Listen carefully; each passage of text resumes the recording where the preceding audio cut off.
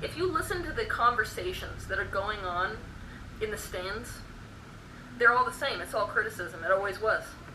Of any basketball game, football game, it's all just criticism, right? Or judgments about the play.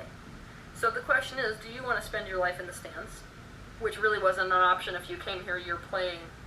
But let's just pretend you're either committed to the game or you're not. Or are you going to be down on the field? Just say, you know what, regardless of their judgment or not judgment, who's the one playing the game? Is it me or them? And based on playing the game, whose life is going to be much more worth living? Mm.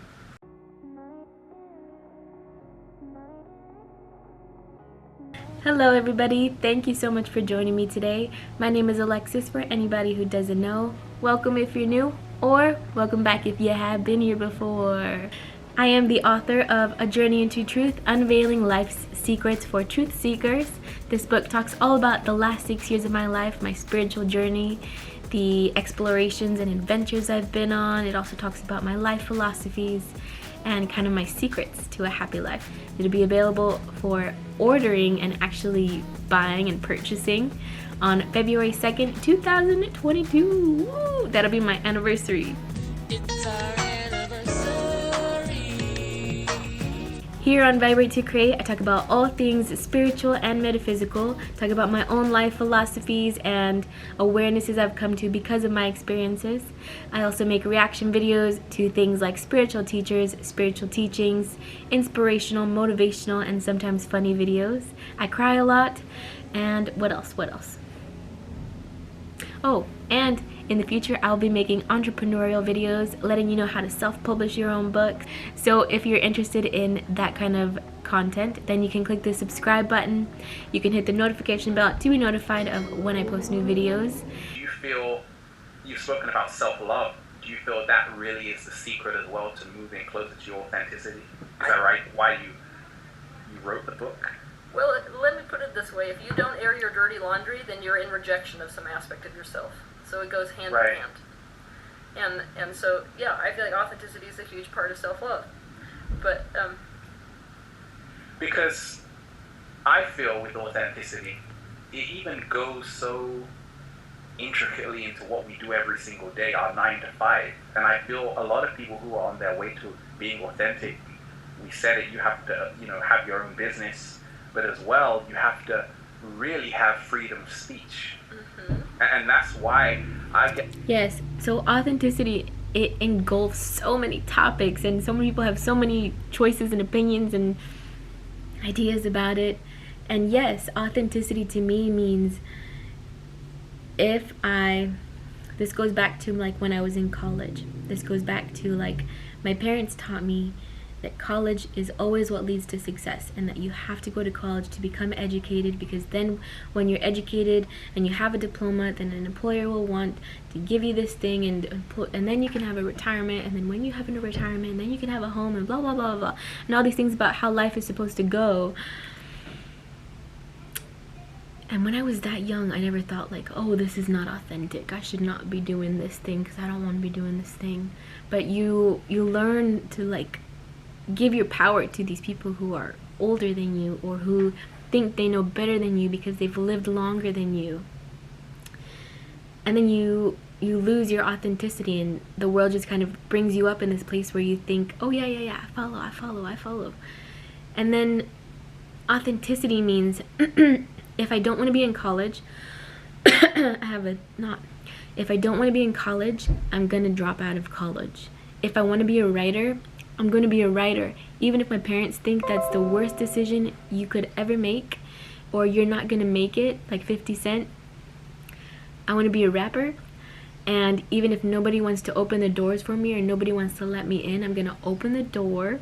I'm going to walk through my own door that I just made.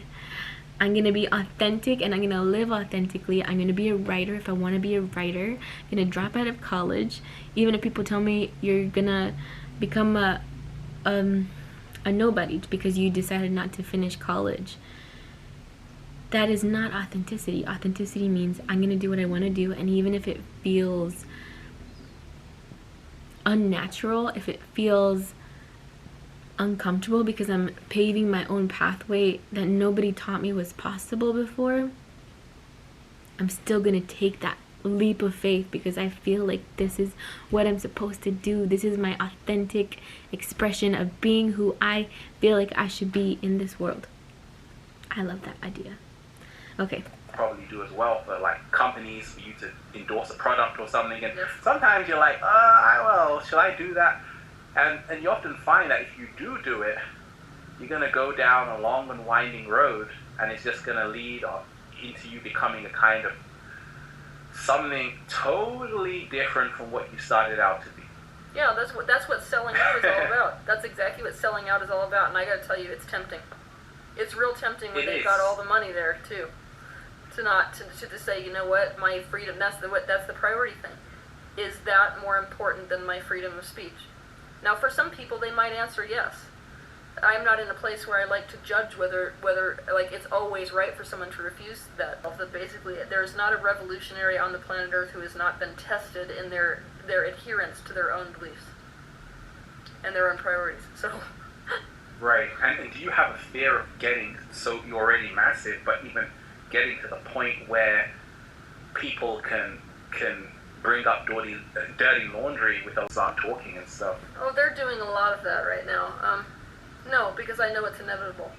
And Right. One of the good parts about knowing that something is inevitable is that you can release resistance to it. It's almost like saying, well, there's nothing I can do about this. That can either push you into powerlessness or an empowerment of saying, if there's nothing I can do about it, then what do I have control over? I have no control over how people talk about me. I'm never going to be able to change a lot of their minds. Believe me, I've freaked. This is that idea of surrender that's in my book. Surrender to the inevitable. Sometimes in everybody's life, we're going to experience death. But looking that in the face and saying, okay, that's inevitable. What am I going to do with my life as I have it now? Who am I going to become? What career path am I going to go down? What am I going to bring into this world that can be left behind? The inevitable, like she said, can bring empowerment. It can bring a disempowerment. It can make you feel like a victim to life. Or it can cause you to cause change in the world, or to live your life fully and to take those trips you want to be taking, and to go tell that guy, I think you're really cute, and to be honest about how you feel about people, and to take chances, and to live fully, and to dive into life like head first and be like, I got no fears, I'm gonna die anyways, I'm gonna go do this thing. That's a life fully lived. I'm gonna fix this angle because it's a little, I think that's better. Tried. So basically, once you're at that point where you're not going to change their mind, what's left? What's left is I got to do the thing I can't stop doing, even if I had all the money in the world, which is what I'm doing. So there I go. Right. But it doesn't feel good. That's what people have to get. It's not like I'm like, oh yay, people freaking hate me and what, like, you know, think I'm the Antichrist. That doesn't make me feel good. It makes me feel like crap. But it's also like nothing I can do about it. A, and B, it's an opportunity for me to go into the wounds within, because that wouldn't be reflecting if I was in complete harmony with myself. I wouldn't be a match to even seeing it. So Right. But I feel a lot of people, and I always tell a lot of people, you probably get this, how can I start making YouTube videos and get on a level where you have a lot of people connecting with you? And I always... Really? You get that a lot? I've never had that question once. You never? Okay. Well, a lot of people say they want to start sharing their message with the world. Okay, yeah, well that too, yeah. I do get that. See, and a lot of people, they find getting a lot of resistance, you know, from people when they voice their opinions. And I always say, that's what it's like, again, with gladiators out here. You've got to realize you've got to become a gladiator and you've got to deal with it. You see, and you have to also realize that eventually you become friends with the lion when you realize the lion is yourself. That's a good one. I like that. I like that. That's epic. I was like, wait a minute. He just dropped it like it's hot. Drop it like it's hot, baby. Yeah. Yeah, I love that. That was really beautiful. We also have to ask ourselves whether we're going to commit to playing on the court, because basically, if you listen to the conversations that are going on in the stands, they're all the same. It's all criticism. It always was. Of any basketball game, football game, it's all just criticism, right? Or judgments about the play. So the question is, do you want to spend your life in the stands? Which really wasn't an option if you came here, you're playing But let's just pretend you're either committed to the game or you're not. Or are you going to be down on the field? Just say, you know what, regardless of their judgment or not judgment, who's the one playing the game? Is it me or them? And based on playing the game, whose life is going to be much more worth living? Conscious mind is going to prioritize survival. The conscious mind is the one that can say, you know what, I can feel this vulnerability and I'm going forward anyways, basically. So we can make up for this thing that has happened with us separating from each other by being the one who's willing to be the first vulnerable one. The one who's willing to say, look, I don't know why this happened, but I really want to have the relationship back. Or, you know, fill in the blank, whatever. That's scary because we could meet with rejection. Rejection is like annihilation, right? You could meet with silence, utter silence, which is terrifying, right? Yeah. But that's why I feel like commitment to authenticity is everything, because then the conversation is occurring not necessarily because you want an end result. It's occurring because of the fact that you have made a commitment to authenticity and how good authenticity feels. So even if it's met with silence on the other end, right? It's about me saying what I need to have said so that I feel a state of completion. Right. Will I ever get over it if I don't say this thing? I mean, do you know how many people I sit with people who die a lot in my career, in my profession, and what you hear the most is regrets. That is a state of incompletion. What that is that person never did contact their first love to see where they were. That person never did bury the hatchet between themselves and somebody they wanted to bury the hatchet with, but were too afraid they were going to be met with rejection about. So I feel like we need to live our lives for that, not for the reaction, but for a state of completion with ourselves all the time. So we have to stop living with that discomfort and actually face it and do something about it, which we can do by being authentic. Whether you write me back or not, I said it, so I did everything I could do, and that is what enables me to basically die a happy person. Or that's a video right there. Yep. That's a video right there. That's going to help a hell of a lot of people, because I feel that's what I call it, foolish pride. Foolish pride is saying, actually, well, I'm independent, I don't need anybody because I'm feeling good, but deep down, we know we've got unfinished business. I call it unfinished business, where it's the ego is trying to hold on. It's trying to hold on just to be this super so-called powerful person. But deep down, the heart is saying, drop it. Come on, drop it, and let go of this foolish pride. And now you can sleep at night when you've let go of everything on your chest. You've gotten what you want to say off, and now you can just sleep peacefully. Exactly. Instead of pretending everything is kosher and everything is all good. Perfect. So, do you have any closing words? Yes. Live life with no regrets. That's my credo. No regrets.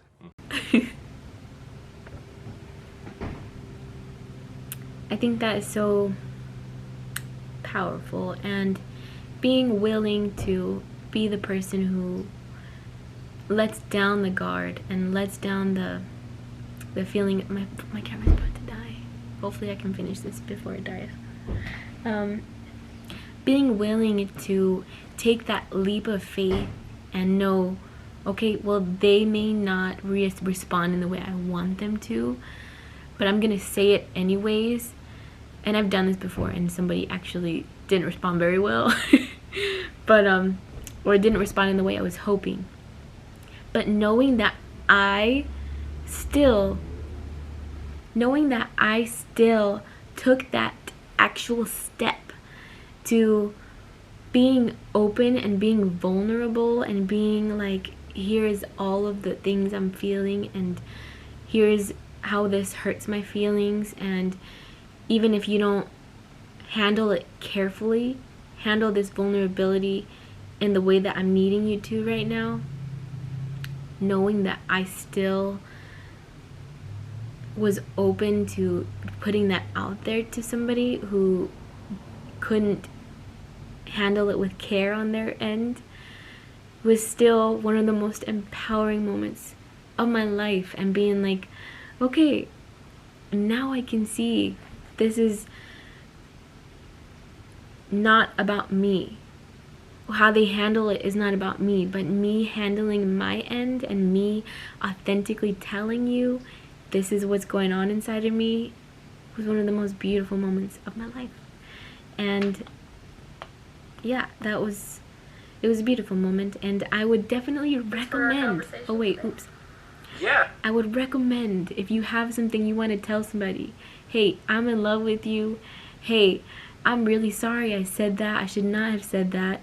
Hey, I want to date you. I want to be your girlfriend. I want to be your boyfriend. I want to break up. I want to get a divorce authentically. I want to move and go live in Costa Rica and sell all my things authentically for myself because I want to. Because I feel like that's my best choice in life. What is happening with this? Okay. Yeah. The authentic life. Not always easy. Very hard when you're put in a position to have to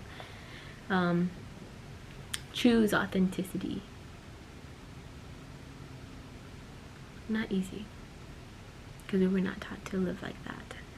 And especially now still, I'm still working on that. Like, authentically telling somebody, hey, I don't like when you do that. Because I have this thing where I feel like I was taught to put others first, or to that's what love meant, was to give and sacrifice and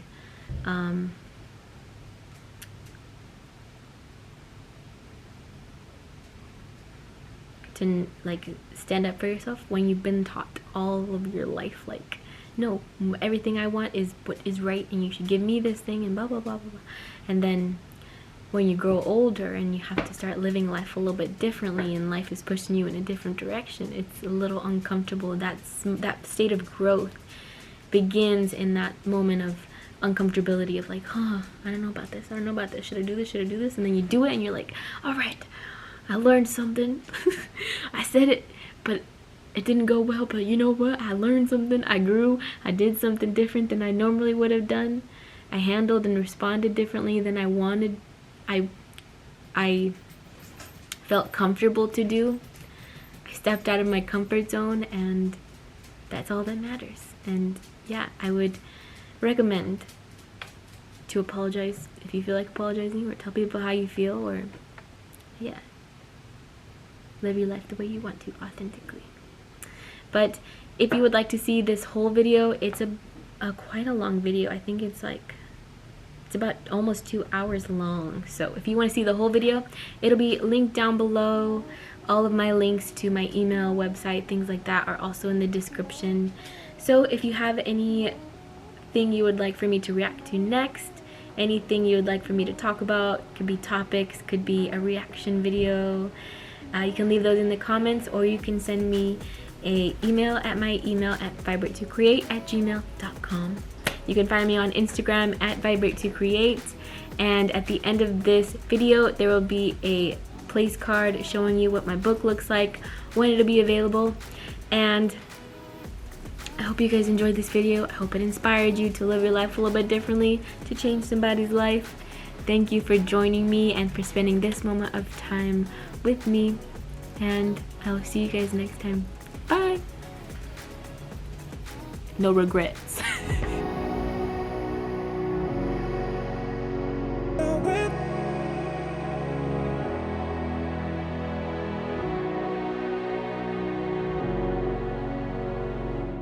And what else do I say? Shoot, what should I say about the book?